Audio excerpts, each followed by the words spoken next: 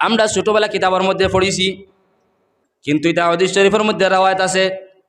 একজন আল্লাহর বন্দী আসলো, যে বন্দী জমিনের মধ্যে একটা মখলুক, যে মখলুক জমিনের মধ্যে সব থেকে খারাপ, তার নাম হয় তখন কুত্তা। কিতা নাম? কুত্তা। কুত্তা চিনুনি? কুত্তা দেখলানি কোনোদিন? কুকুর। কিতা? কুকুর।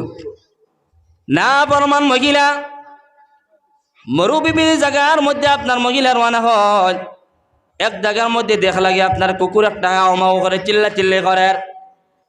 এই না ফরমান মহিলা যেই সময় দেখলা কুকুরে হাওমাও করে, চিল্লা চিল্লি করে, এই মহিলার পাওয়ার দ্বারা গিয়ে আপনার ঘষাঘষি করে। কিন্তু মরুভূমি জায়গার মধ্যে কোনো পানি নাই, কোনো পানি পাওয়া যান না, পানির কোনো ব্যবস্থা নাই। আপনার নিচে নিচে আপনার খিতা আছে, আপনার কুয়া আছে, যে কুয়ার নিচে আপনার পানি, এই কুকুরে আপনার কুয়ার নিচে পানি উঠাইতে পারে না, আর তার জুবানও পানি দিয়ে কোনো সময় বিদাইতে পারে না। মহিলা রাস্তা পায় আপনার গুজর হয়ে যায়। ও মহিলার মাথার মধ্যে একটা ওড়নি আসলো রে ভাই, এই ওড়নিটা খুলিয়া আর মহিলার পাওয়ার মধ্যে একটা চামড়ার মোজা আসলো, চামড়ার মোজার মধ্যে আপনার এই মহিলায় আপনার ওড়নিটা বান্ধিয়া আপনার কুয়ার মধ্যে ফালাইলা, কিন্তু চামড়ার মোজার মধ্যে পানি যাইল, এই পানিটা নিয়ে কুকুরের মুখের মধ্যে দিয়া দিলা।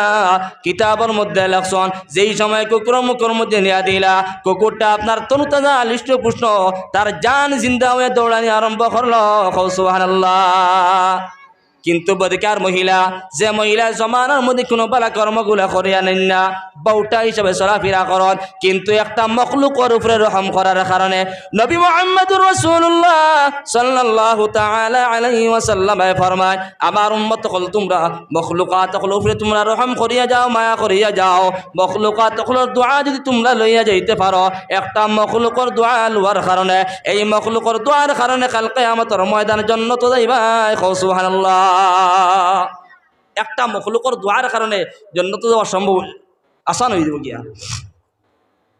তো এই মহিলা বদকার মহিলা, এই মহিলায় কুকুরের সেবা করার কারণে, কুকুরের জান বাঁচানোর কারণে, যেই সময় আমার নবী দিয়ে মেরাজের মধ্যে গেলা জিব্রাইল আলাইহিস সালাতু ওয়াস সালামের সঙ্গে রে ভাই, ও মহিলা দেখলা জান্নাতের মধ্যে ঘোরাফেরা করন, আমার নবী দিয়ে এই সময় আইলা সফর করিয়া, মেরাজে সফর করিয়া আইলা।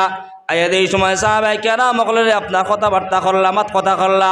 সাহাবায়ে কেরাম সকলে কইলা, ইয়া রাসূলুল্লাহ, ইয়া হাবিবাল্লাহ, এই মহিলার জান্নাতের মধ্যে গেলা কোন কারণে, কোন আমলের কারণে? আমার নবী দিয়ে ফরমায়, আমার সাহাবায়ে কেরাম সকল হইতে পারে এই মহিলা জমিনের মধ্যে এমন একটা বালা কর্মগুলা করিয়া গেছলা। কিতা কর্ম বলে? জমিনের মধ্যে একটা কুকুরও জান বাঁচানির কারণে, একটা কুকুরের উপরে রহম করার কারণে, একটা কুকুরও জান বাঁচানির কারণে হয়তো পারে রব্বুল আলামিন এই কুকুরের কারণে জান্নাত দিয়া দিছে। সুবহানাল্লাহ। কিন্তু কুকুর এমন ভালো বস্তু নাই, এই কুকুর জমিনের মধ্যে সব থেকে খারাপ রে ভাই। কুকুরে যদি কোনো বস্তুর মধ্যে মুখ মারে, শরীয়তের দৃষ্টিতে জানাই দেওয়া হয়েছে, একটা কুকুরে একটা বস্তুর মধ্যে যদি মুখ লাগাই দেয়, এই বস্তুরে যত সময় পর্যন্ত 7 বার দৌত করবায় না, তত সময় পর্যন্ত এই বর্তন পবিত্র হইত না। কুকুরলা বালা বস্তু নিখন চান, এমন নিকৃষ্ট কুকুর, যে কুকুরে হয়তো বর্তনের মধ্যে মুখ লাগলে কমপক্ষে 7 বার দোয়া লাগবে, মাত্র দেখে শুনি। কিন্তু আমরা একদল মানুষ আছে, কুকুর তো ফালি না হাসি ফালি, ও কুকুরে গিয়ে আমার হুঙ্গাঙ্গি করে, কুকুরে গিয়ে গোসাঘুষ করে। হ্যাঁ,